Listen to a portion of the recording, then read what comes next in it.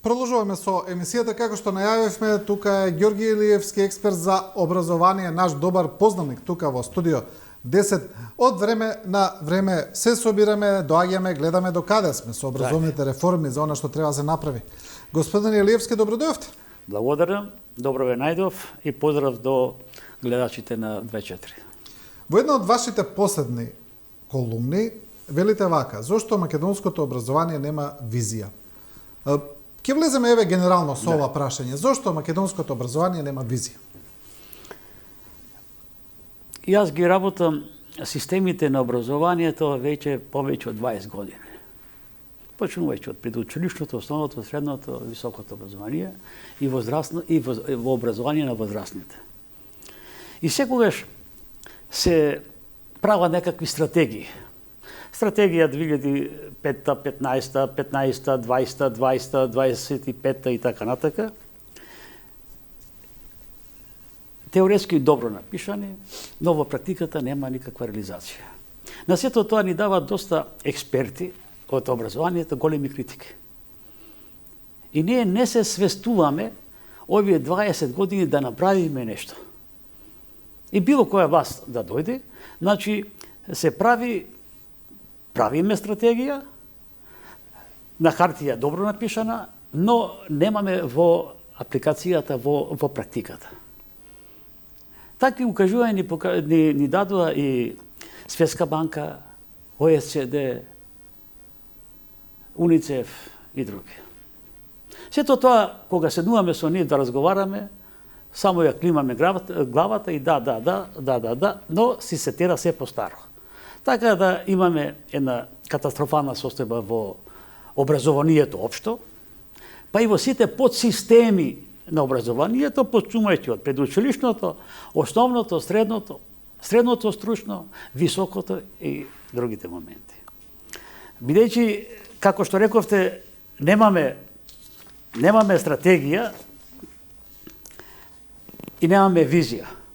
Самите закони што се така напишани, целосно, значи имаат големи пропусти, кои што треба да се менуваат.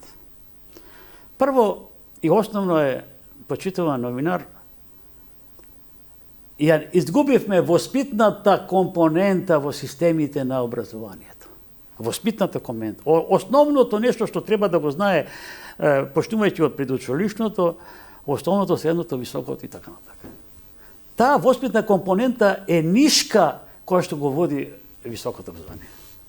Не само високото образование, него тој ланец на поврзаност оди од предучилишното до високото образование и натака. За жал, се нема направено национална програма за работа во образованието. Тоа е една работа. Втора работа, не може секој да го води образованието. Ние си правиме во Македонија експерименти со образованието и си поставуваме министри каде што нема каде на друго место да бидат, ќе бидат министер за образование, што го подценуваме едноставно образованието, а какво ти е образованието, такво ти е и државата. Гледаме претходните министри, почнувајќи од Спиро Ристовски, па други, трети, па Десковска, па Јетон Шакири, па Царовска, па продолжуваме понатака и гледаме какви катастрофални концепции ни се прават. Кога ќе ги видите и законот за основно образование, како треба да се делува, кога ќе ги видиме програмите кои што ги подготвува наставните програми Бирото за развој на образованието, кога ќе видиме педагошката служба која што треба да се грижи за учебници, какви учебници имаме, ќе видите дека се наоѓаме во една хаос. И образованието ни се наоѓа во една тешка ситуација. Добро, еве вака, да направиме еден пресек. Сега имаме нова влада, нова министерка, добро, веќе не е толку нова, но ајде да речеме нова, Весна Јаневска. Гледам, она кажа неколку работи. Едно е кажа дека е решен проблемот со бесплатните учебници, нешто што беше константно проблем претходно со претходната влада, каде што имавме парадоксална состојба да нема воопшто учебници во основното образование. Значи децата немаа учебник, учеат со скрипти, со листови.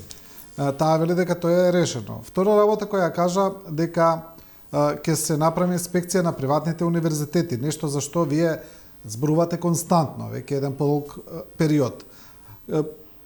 Но дали гледаме некаков план и насоки за едно системско следување на сите овие пропусти за кои вие цело време зборувате и алармирате, ако ги има многу?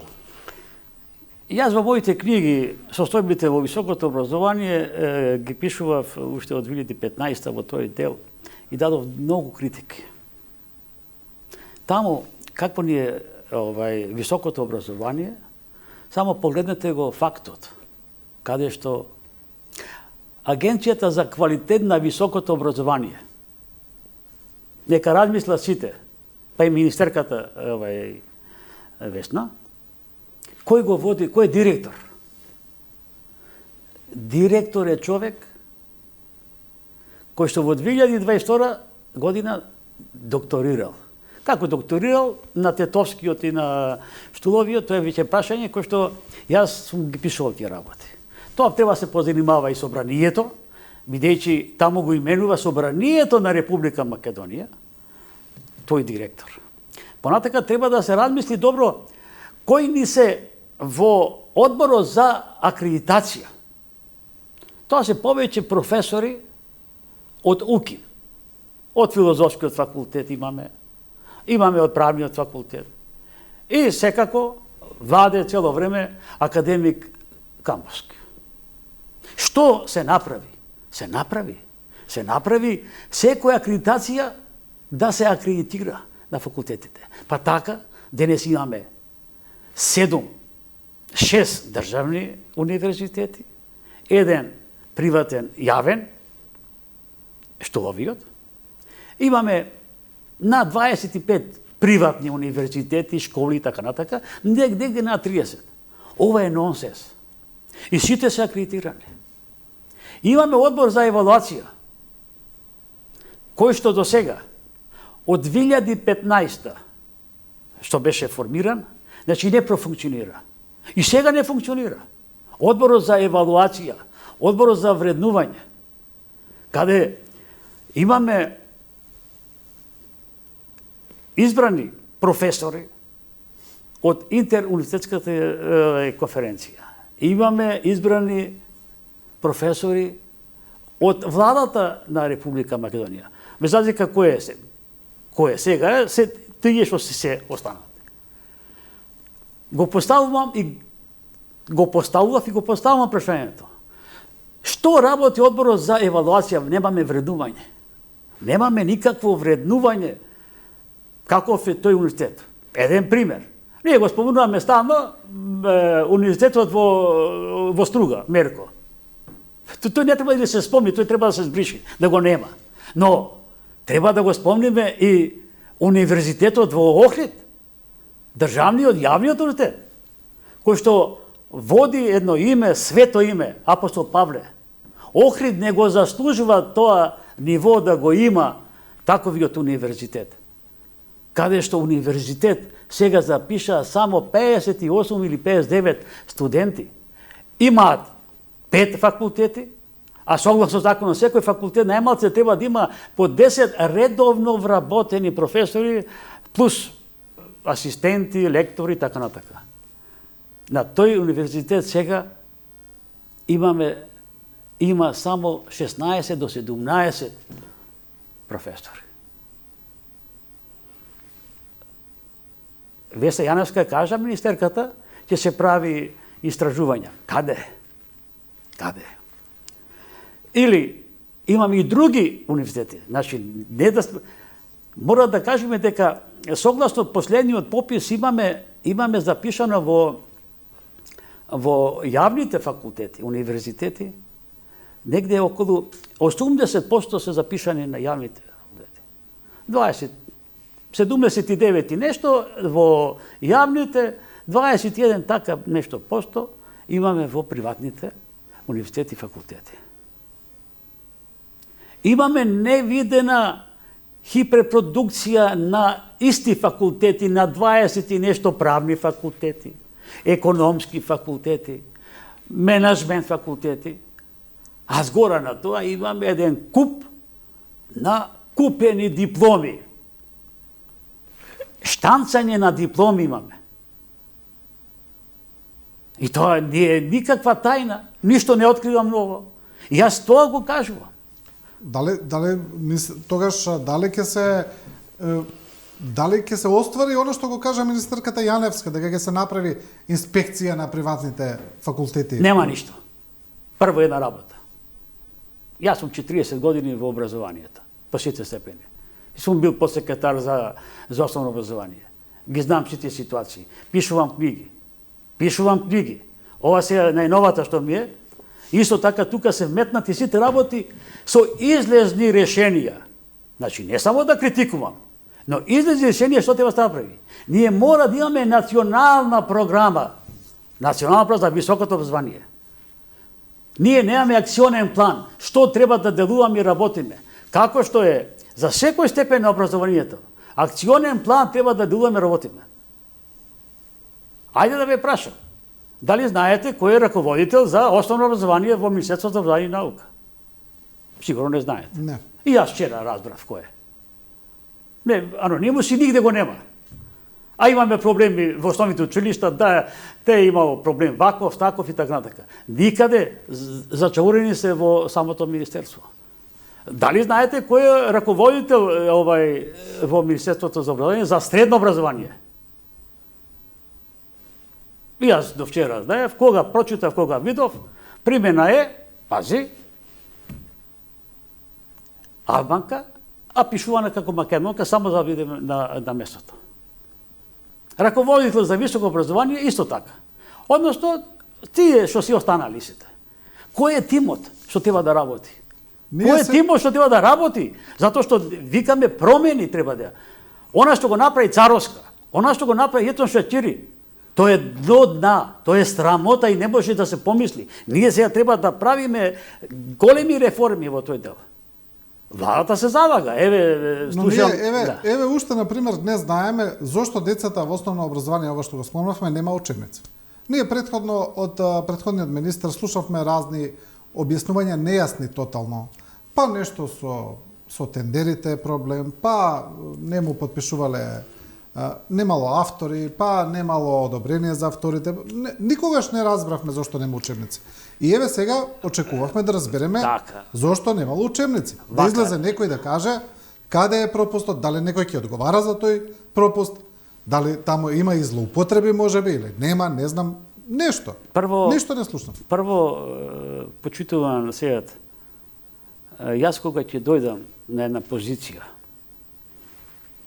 и ја имам таа институција, дали министерство, дали некоја друга институција, така правам целосна ревизија.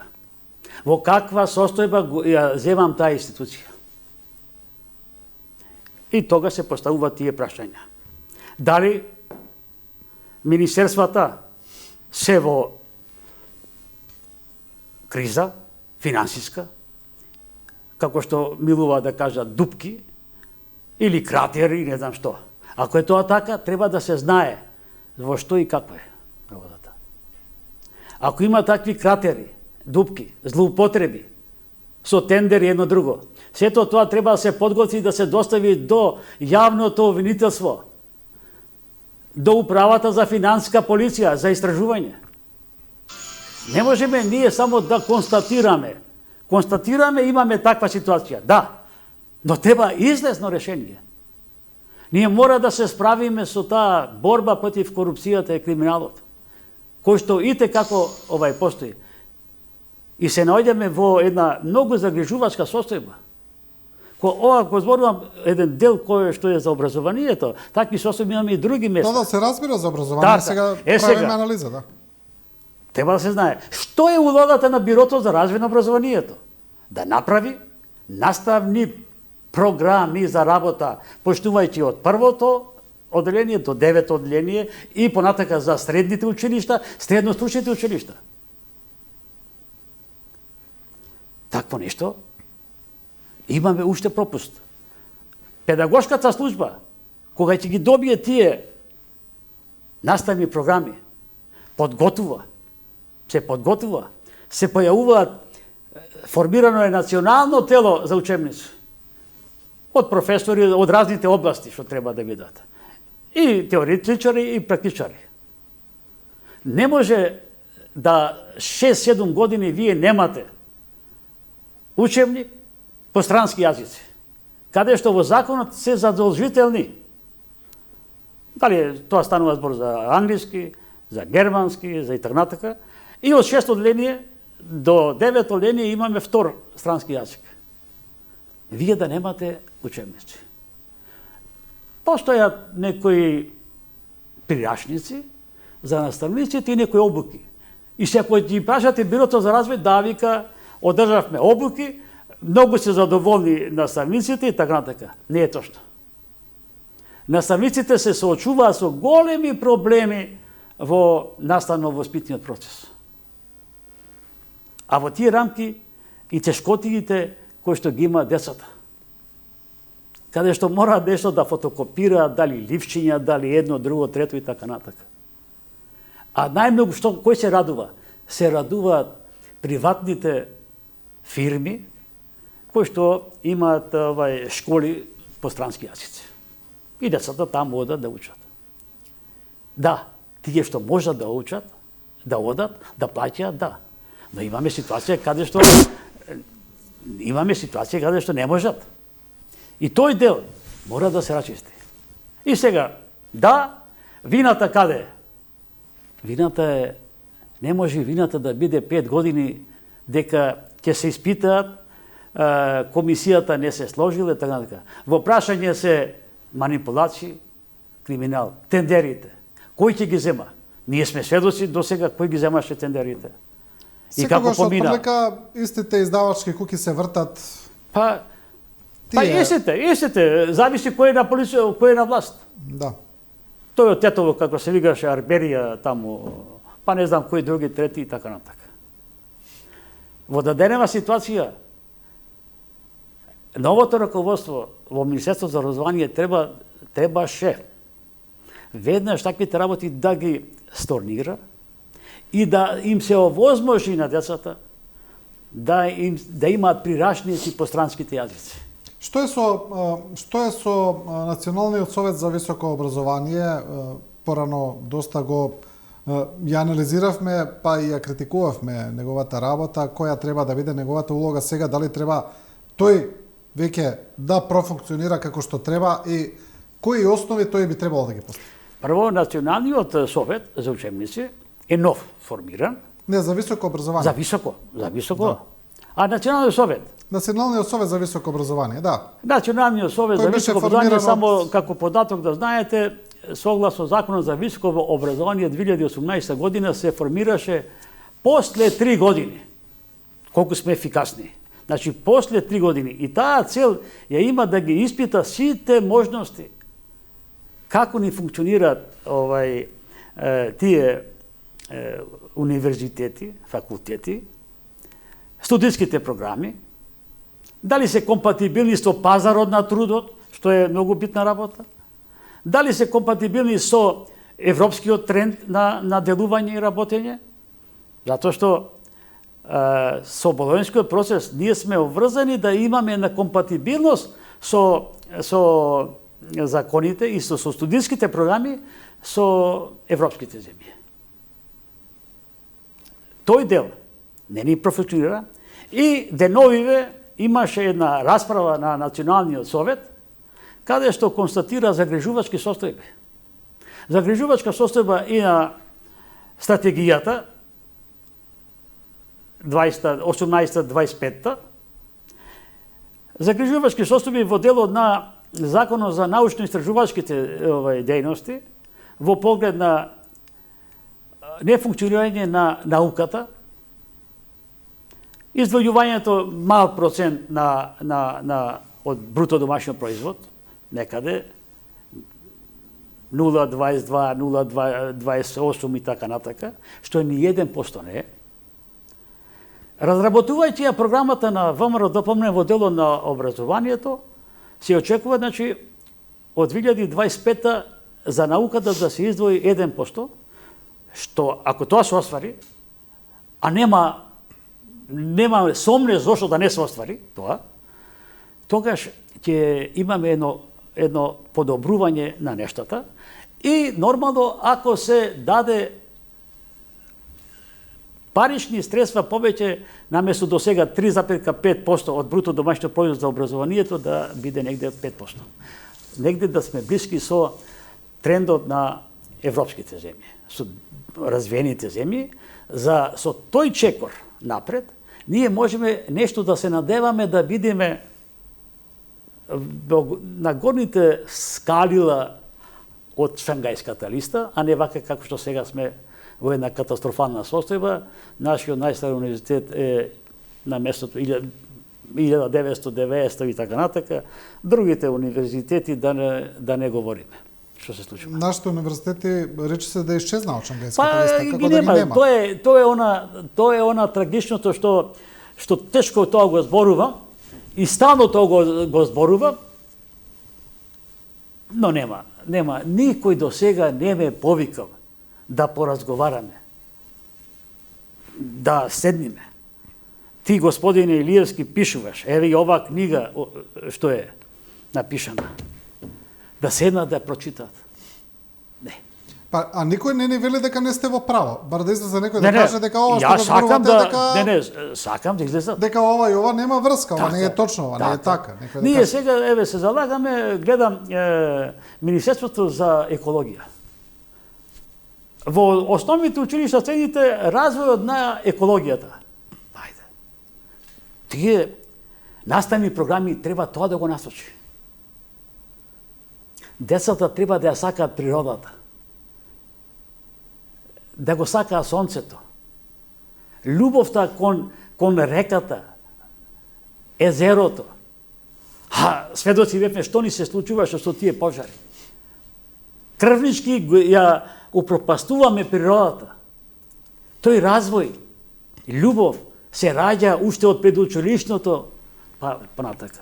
Таа фиданка наша, детската фиданка, треба да ја развиваме, благородно да биде. Многу попаметни од мене луѓе кажеле педагози, психолози, филозофи и така натака, дека воспитната функција е најбитното нешто што треба да го развиваме детето. За жал, таа функција не е запоставена. Затоа имаме тоа што го имаме во било кој училиште. И секој кој што кажува дека ние правиме тоа и дека ќе се бориме за борба против мобингот, ќе правиме не знам какви програми и така натака, се е тоа лага. Да, на хартија да. На хартија стои. Но она што се случува е катастрофално. Јас морам овде да кога сум ја напишал мојата статија девалвирано високо образование во Македонија, девалвирано, повод ми даде, морам да кажам, премиерот Христијан Мицковски. Со изјавата: сестрама, на две места каде што бев и во Вашингтон и во Лондон, каде што имав можност со мои колеги од соседството да разговарам, едните и другите и третите ми кажа од кај вас преку ден се добиваат дипломи. И ни треба и ни прават проблем во нашите држави. Тоа не може да се случува повеќе. Тоа не може да се случува посебно што јас доаѓам од високото образование. Не може дипломи преку ноќ да се добијат. Тоа мора да се смени. Да, се добиваат. И овде сега што правиме? Која е стратегијата на Министерството за образование и наука? Која е стратегијата на Националниот совет за високо образование? Сега го води Лажетич. Таа професорка каде ја нема? Во секоја комисија ја има.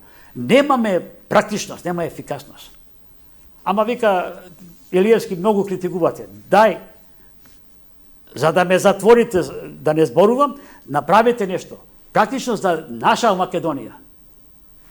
Вие пишувавте порано дека се потребни измени на Законот за високо образование, тоа се уште стои. Да. Што е таму ургентно што треба да се смени? Прво, таму треба да се ovaj закон што е за високо образование сега 2018 година, не само што не е развоен, сум го кажал, тоа туку нема и научност во нештата. А што е суштината прво? Имаме девалвирање на наставно-научните звања. Денес секој може да добие наставно-научно звање доцент, вореден професор, ама не напишал ништо, ниту една статија не напишал и го добива затоа што му дошол рокот да помине. Значи, испод европските стандарди. И сето тоа, европските експерти го гледаат. Ние немаме направено надворешна евалуација.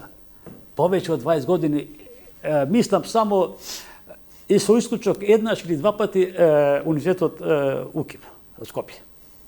Никој надворешна евалуација, со надворешни експерти. Само евалуација не е проблем. Знате, се собирате 5-6 професори, си правите и така натака. Во тој закон, сега што е, во претходниот беше многу подобар во смисол каде што студентите ја даваат оценката за наставникот. Ја даваат оценката. Дали тој наставник е добар или не е. Или, а сега тоа го нема, и се случува да студентите не се партнери, субјекти во високото образование. А студентите треба да бидат субјекти, партнери, истражувачи заедно со професорите. Тие би требало да го даваат фидбекот. Па сигурно, што бараме од тие ученици. И затоа од тие студенти. Затоа втор универзитет по прием на студенти во Македонија не е ниту Штипскиот, ниту Битолскиот, туку Словенешкиот. И сега чудно за нашите гледачи. Како Словенешкиот? Па таму ни бегаат децата. Таму ни бегаат. Самиот тој податок, алармантниот губиток што ги имаме, и она што ни се случува целосно. Имаме ситуација каде што почитуван од 32 установи, како што напоменав,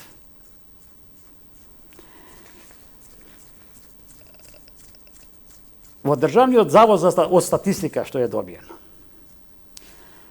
во академската 2023-2024 година, наставници и соработници имаме 4656. Од кофиниот број наставници и соработници имаме 3264 или 70% се наставници и 29,9 се соработници. Што друго сакам да кажам? Запишани студенти во 2008-2009 година се 63.370 студенти, додека во 2023 имаме 52.316 или помалце 11.119.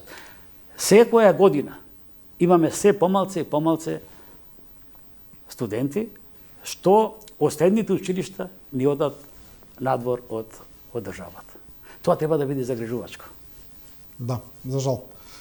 Добро, господине Илиевски, ви благодарам за ова интервју. Еве, уште еднаш ги кажавте вашите поенти, уште еднаш укажавте на клучните точки. Како што кажавте, никој не ве повикал до сега да ве праша, па еве да се надеваме дека некој ќе ве повика да ве праша. Па, ако не ова година, до година, здравје, ќе бидам повикан, но јас и понатака ќе си творам, ќе креирам за доброто на образованието, за доброто на Македонија.